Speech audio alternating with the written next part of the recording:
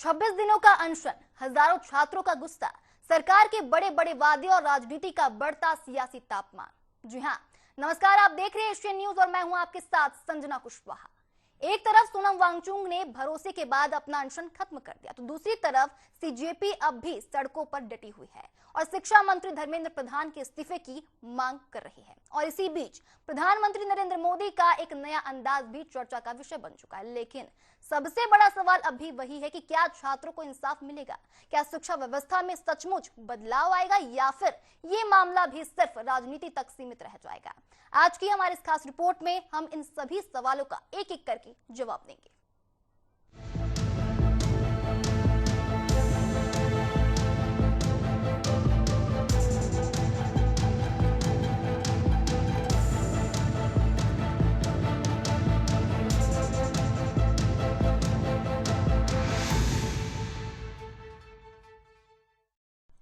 26 दिनों तक भूख हड़ताल, लाखों छात्रों का समर्थन और फिर अचानक अनशन खत्म। इसके बाद सोशल मीडिया पर एक सवाल तेजी से उठने लगा कि क्या सोनम वांगचुक अपने आंदोलन से पीछे हट गए? क्या उन्होंने छात्रों का साथ छोड़ दिया या फिर सरकार से मिले भरोसे के बाद उन्होंने अपनी रणनीति ही बदल दी है? आखिर सच क्या है?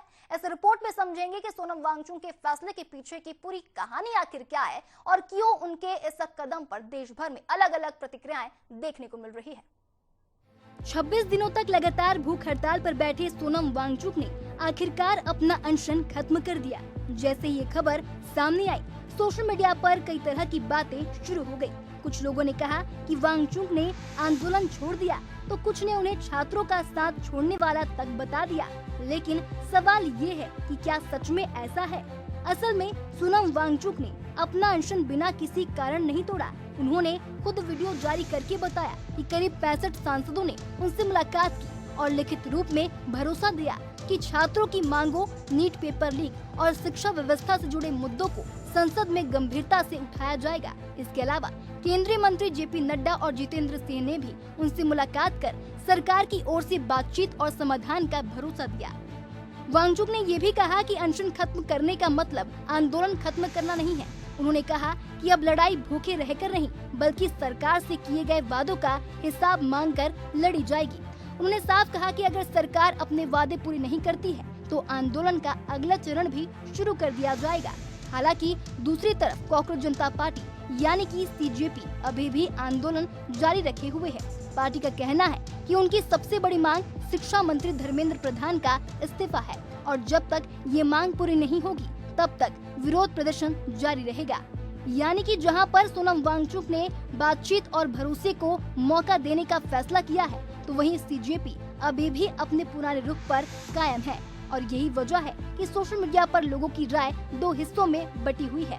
कुछ लोग मानते हैं कि बातचीत लोकतंत्र का रास्ता है और वांगचुक ने सही फैसला लिया है। वहीं कुछ लोग इसे आंदोलन की कमजोरी मान रहे हैं। लेकिन अभी तक सामने आए तथ्यों के आधार पर ये कहना सही नहीं होगा कि सोनम वांगचुक ने छात्रों या आंदोलन से विश्वासघात किया है। उन्होंने सिर्फ अपना अनशन खत्म किया है, आंदोलन नहीं।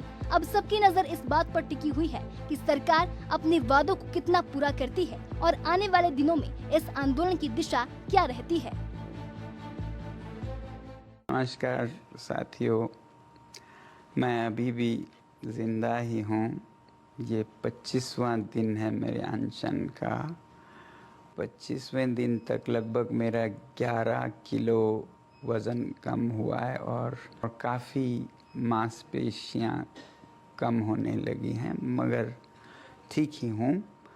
कल मैं रात को यहाँ गुड़गांव के एक निजी अस्पताल में लाया गया हूँ सफदरजंग से, और मैं दाद देना चाहता हूँ उन सभी छात्रों को जिन्होंने इतने शांतिपूर्ण तरीके से खुद पर लाठियाँ खाते हुए वापस कोई हमला ना करते हुए, हालांकि बहुत उकसाने पर भी और कुछ तत्वों को पत्थर फेंकने के लिए लाए जाने पर भी आपने सब्र से काम लिया। मैं बहुत ही मेरा दिल पिघल गया इससे, और क्योंकि उन पर बहुत ही बर्बरता से हमले हो रहे थे, इसलिए मैंने अपना अनशन जारी रखने का फैसला किया था। अब भी मेरे पास बहुत से नेतागण आए अनशन तोड़ने की अपील के साथ, जिसमें शासक दल के मंत्री भी आए और सांसद लगभग 65 के हस्ताक्षर और यहाँ आकर अपील कर रहे हैं कि मैं अनशन तोड़ूं और वापस देश सेवा में लग जाऊं। मैं खुद भी ऐसा ही करना चाहता हूं। मेरे लिए मेरा काम बहुत ज़रूरी है, मगर मैं सरकार से विनती करता हूं कि वो और ऐसे ताकत बल का प्रयोग न करें बच्चों पर।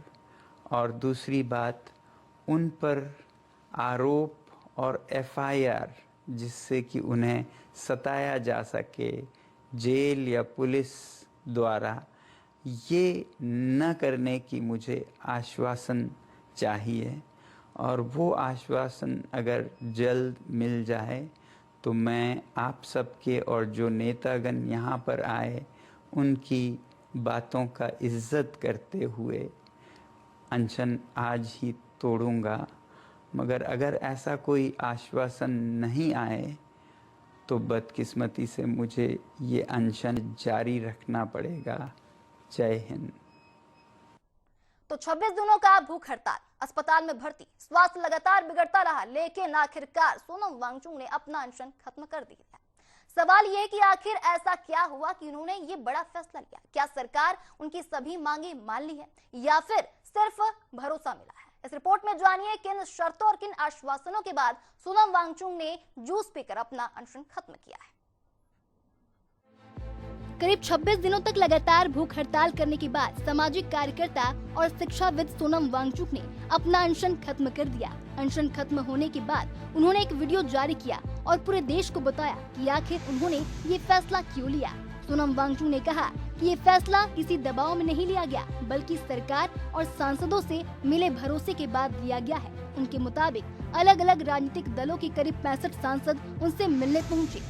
इन सांसदों ने लिखित रूप में भरोसा दिया कि छात्रों की समस्याओं, नीट पेपर लीक, शिक्षा व्यवस्था में सुधार और युवाओं से जुड़े मुद्दों को संसद में गंभीरता से उठाया जाएगा। इसके बाद केंद्रीय मंत्री जेपी नड्डा और जितेंद्र सिंह भी उनसे मिलने पहुंचे। दोनों नेताओं ने सरकार की ओर से आश्वासन दिया कि आंदोलन के दौरान शांतिपूर्ण प्रदर्शन करने वाले छात्रों और युवाओं के खिलाफ कोई दंडात्मक कार्रवाई नहीं की जाएगी। इसके साथ ही ये भी भरोसा दिया गया कि जिन परिवारों ने पेपर लीक से जुड़ी घटनाओं के कारण अपने बच्चों को खोया है, उनके मामलों को गंभीरता से देखा जाएगा और सरकार इस पूरे मामले में संवेदनशील तरीके से आगे बढ़ेगी। सोनम वांगचुक ने अपने वीडियो में मुस्कुराते हुए कहा है कि 26 दिन बाद खाने का स्वाद बहुत अच्छा लगता है, लेकिन इसके साथ ही उन्होंने साफ कर दिया है कि अनशन खत्म होने का मतलब आंदोलन खत्म होना नहीं है। उनका कहना है कि अब सरकार की जवाबदेही तय होगी, जो वादे किए गए हैं उन्हें पूरा कराया जाएगा। अगर वादे पूरे नहीं हुए तो आगे की रणनीति पर भी फिर से फैसला लिया जाएगा। गौरतलब है कि लंबे अनशन के कारण उनकी तबीयत बिगड़ गई थी। पहले उन्हें सफदरजंग अस्पताल में भर्ती कराया गया, बाद में दिल्ली हाई कोर्ट के निर्देश पर बेहतर इलाज के लिए मेदांता अस्पताल भेजा गया, जहां विशेषज्ञ डॉक्टरों की निगरानी में उनका इलाज हुआ। अब जबकि सोनम वांगचुक ने अनशन खत्म कर दिया है, देश की नजर सरकार के अगले कदम पर है। क्या संसद में किए गए वादे पूरे होंगे? क्या शिक्षा व्यवस्था में बड़े बदलाव देखने को मिलेंगे? और क्या छात्रों का भरोसा फिर से लौट पाएगा? इन सभी सवालों के जवाब आने वाले दिनों में सामने आएंगे। फिलहाल इतना तय है कि वांगचुक ने अपना अनशन खत्म जरूर कर दिया है, लेकिन उन्होंने साफ ये भी किया है कि शिक्षा सुधार और छात्रों के अधिकारों की लड़ाई अब भी खत्म नहीं हुई है। तो एक तरफ सोनम वांगचुक ने 26 दिनों बाद अपना अनशन खत्म कर दिया। उनका कहना है कि सरकार और सांसदों ने कई अहम मुद्दों पर भरोसा दिया, लेकिन दूसरी तरफ सीजेपी के संस्थापक अभिजीत दिपके अब भी आंदोलन जारी रखने की बात कर रहे हैं। आखिर दोनों की सोच में इतना फर्क क्यों है? क्या आंदोलन खत्म हो गया या फिर अब ये एक नए मोड़ पर पहुंच चुका है? आइए समझते हैं। सोनम वांगचुक के अनशन खत्म करने के बाद कई लोगों को लगा कि अब आंदोलन भी खत्म हो जाएगा, लेकिन ऐसा नहीं हुआ। जहां वांगचुक ने सरकार की ओर से मिले आश्वासन के बाद बातचीत का रास्ता चुना, वहीं कॉकरोच जनता पार्टी यानी कि सीजेपी ने साफ कर दिया कि उनका विरोध अभी भी जारी रहेगा। सीजेपी के संस्थापक अभिजीत दिपके का कहना है कि कि सरकार ने अब तक उनकी सबसे बड़ी मांग पूरी नहीं की है। उनका आरोप है कि नीट पेपर लीक जैसे गंभीर मामले में जवाबदेही तय होनी चाहिए और केंद्रीय शिक्षा मंत्री धर्मेंद्र प्रधान को अपने पद से इस्तीफा देना चाहिए। उनका कहना है कि जब तक इस्तीफा नहीं होगा तब तक आंदोलन जारी रहेगा। अभिजीत दिप्के का मानना है कि सिर्फ नए कानून की बात करना या फिर भविष्य में सख्त कार्रवाई का भरोसा देना काफी नहीं है। उनके अनुसार जिस व्यवस्था में इतनी बड़ी चूक हुई उसमें जिम्मेदारी तय होना भी उतना ही जरूरी है और इसी वजह से सीजेपी ने जंतर मंतर पर अपना प्रदर्शन जारी रखने का फैसला किया है। तो वहीं दूसरी ओर सोनम वांगचुक का रुख थोड़ा अलग है। उन्होंने कहा है कि सरकार ने कई मुद्दों पर सकारात्मक संकेत दिए हैं। करीब 65 सांसदों ने लिखित रूप में भरोसा दिया है कि शिक्षा व्यवस्था, नीट पेपर लीक और छात्रों की समस्याओं पर संसद में चर्चा होगी। सरकार की ओर से भी कुछ आश्वासन दिए गए हैं, लेकिन उन्होंने फिलहाल अनशन खत्म कर बातचीत को मौका देने का फैसला किया। यानी दोनों पक्षों का मकसद छात्रों के मुद्दे उठाना है, लेकिन रास्ता अलग अलग है। एक पक्ष बातचीत और वादों के पूरा होने का इंतजार करना चाहता है, जबकि दूसरा पक्ष पहले जवाबदेही और कार्रवाई की मांग पर अड़ा हुआ है। अब सबसे बड़ा सवाल यहाँ पर ये है कि क्या सरकार सीजेपी की मांगों पर कोई बड़ा फैसला लेगी? क्या शिक्षा मंत्री के इस्तीफे की मांग मानी जाएगी या फिर सरकार नए कानून और सख्त कार्रवाई के जरिए आंदोलन को शांत करने की कोशिश करेगी? फिलहाल तस्वीर साफ है कि सोनम वांगचुक ने अपना अनशन खत्म कर दिया है, लेकिन आंदोलन पूरी तरह से खत्म नहीं हुआ। तो मोदी जी, मेरी आपसे फिर से रिक्वेस्ट है, धर्मेंद्र प्रधान का इस्तीफा ले लीजिए, वरना बात सिर्फ धर्मेंद्र प्रधान के इस्तीफे की नहीं रहेगी, बात आपके इस्तीफे पर भी आ जाएगी और वो आएगी जैसी आपकी हरकतें आएगी, वो इतना तो मैं आप लोगों को कहता हूं, आएगी बात। प्रधानमंत्री नरेंद्र मोदी का एक छोटा सा वीडियो, लेकिन चर्चा पूरे देश में। पहली बार मित्रों की जगह पर फ्रेंड्स, स्टूडियो की जगह पर मोबाइल का सेल्फी कैमरा और लंबा भाषण नहीं, सिर्फ 3 मिनट का सीधा संदेश। सवाल ये है कि क्या ये सिर्फ एक वीडियो था या फिर युवाओं तक पहुंचने की एक नई रणनीति थी? आखिर इस वीडियो में ऐसा क्या खास था जिसने सोशल मीडिया पर नई बहस छेड़ दी है? देखिए हमारे इस खास रिपोर्ट में। नीट पेपर लीक को लेकर देश भर में छात्रों का गुस्सा देखने को मिल रहा है और इसी बीच प्रधानमंत्री नरेंद्र मोदी ने देर रात करीब 3 मिनट का एक वीडियो जारी किया। ये वीडियो सिर्फ अपने संदेश की वजह से नहीं, बल्कि अपने अंदाज की वजह से भी काफी चर्चा में आ चुका है, जहां पर प्रधानमंत्री के ज्यादातर संबोधन बड़े मंच, प्रोफेशनल कैमरे और औपचारिक माहौल में होते हैं, लेकिन इस बार तस्वीर कुछ अलग थी। वीडियो मोबाइल के सेल्फी कैमरे से रिकॉर्ड किया गया। कैमरा पोर्ट्रेट मोड में था, ठीक वैसे जैसे आज की युवा पीढ़ी इंस्टाग्राम रील या फिर शॉर्ट वीडियो बनाती है। सबसे ज्यादा चर्चा इस बात की हुई कि प्रधानमंत्री ने अपने भाषण की शुरुआत मित्रों की जगह पर फ्रेंड्स कहकर की। फ्रेंड्स, मैं जानता हूं कि पेपर लीक एक कोई मामूली विषय नहीं है। लाखों विद्यार्थी और उनके अभिभावकों के लिए बहुत ही पीड़ादायक है और इसलिए पेपर लीक घटना से अब तक पिछले 2.5 महीनों में अनेक विध कदम उठाए गए, गुनहगारों को पकड़ा गया है, वे जेल में पड़े हैं। हमारा सबसे महत्वपूर्ण जिम्मा था कि विद्यार्थियों का 1 वर्ष बर्बाद न हो। तत्काल परीक्षाएं लेना बहुत जरूरी था। सरकार ने अभी पूरी शक्ति का उपयोग करके कम से कम समय में 22 लाख जितने विद्यार्थियों के एग्जाम हो जाएं, इसका प्रबंध किया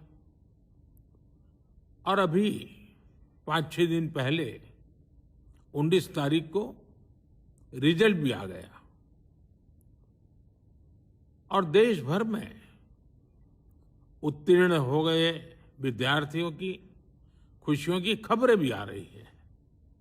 लेकिन हम वहां पर संतोष मानने वाले लोगों में से नहीं है और इसलिए मैंने आज फास्ट ट्रैक कोर्ट के लिए विभागों को निर्देश दिए थे। आज विभागों ने लगातार मेहनत करके देर रात मुझे मुसद्दा भी दे दिया। फास्ट ट्रैक कोर्ट और कठोर सजा के प्रावधान के साथ का ये मुसद्दा कल कैबिनेट में चर्चा होगी। कैबिनेट के साथियों के सुझाव के बाद उसका अंतिम रूप दिया जाएगा और सोमवार से संसद का दूसरा सप्ताह शुरू हो रहा है। तब जल्द से जल्द उस बिल को सदन में पारित कराने का प्रयास किया जाएगा। कई लोगों का मानना है कि ये युवाओं खासकर जेन ज़ी से सीधे जुड़ने की कोशिश हो सकती है। आज की पीढ़ी सोशल मीडिया पर ज्यादा सक्रिय रहती है और छोटे, सीधे और आसान संदेश पसंद करती है और इसी वजह से वीडियो भी सिर्फ करीब 3 मिनट का रखा गया और भाषण भी बेहद सरल रखी गई थी। इस वीडियो में प्रधानमंत्री ने कहा कि सरकार नीट पेपर लीक जैसे मामलों को बहुत गंभीरता से ले रही है। उन्होंने बताया कि पेपर लीक रोकने के लिए सख्त कानून लाने की तैयारी है। फास्ट ट्रैक कोर्ट बनाने का प्रस्ताव भी कैबिनेट में रखा जाएगा ताकि ऐसे मामलों का जल्द निपटारा हो सके। उन्होंने ये भी कहा कि दोषियों को गिरफ्तार किया जा चुका है और आगे भी सख्त कार्रवाई जारी रहेगी। हालांकि विपक्ष और आंदोलन कर रहे संगठन इस वीडियो से पूरी तरह से संतुष्ट नहीं है। उनका कहना है कि सिर्फ वीडियो जारी करना या फिर नए कानून की घोषणा करना काफी नहीं है। वे अब भी शिक्षा मंत्री धर्मेंद्र प्रधान के इस्तीफे और पूरे मामले में जवाबदेही तय करने की मांग पर कायम है। अब ये वीडियो कितना असर करेगा, इसका जवाब आने वाले समय में मिलेगा। कुछ लोग इसे युवाओं से संवाद का नया तरीका मान रहे हैं, तो कुछ लोगों का कहना है कि छात्र अब सिर्फ आश्वासन नहीं बल्कि जमीन पर कार्रवाई देखना चाहते हैं। फिलहाल इतना जरूर है कि प्रधानमंत्री के इस वीडियो ने एक नई चर्चा शुरू कर दी है। अब नजर इस बात पर है कि सरकार के अगले कदम क्या होंगे और क्या इन घोषणाओं से छात्रों का भरोसा फिर से जीता जा सकेगा। तो कुल मिलाकर ये थी इस पूरे घटनाक्रम की पूरी तस्वीर। कहीं भरोसा है, कहीं विरोध है, कहीं नई उम्मीदें हैं, तो कहीं पर अब भी जवाबों का इंतजार है। सरकार अपने फैसलों और नए कानून की बात कर रही है, जबकि छात्र और आंदोलनकारी संगठन ठोस कार्रवाई की मांग पर कायम है। अब आने वाले दिनों में होने वाली बातचीत, संसद में उठने वाले मुद्दे और सरकार के अगले कदम तय करेंगी कि यह आंदोलन आखिर किस दिशा में जाएगा।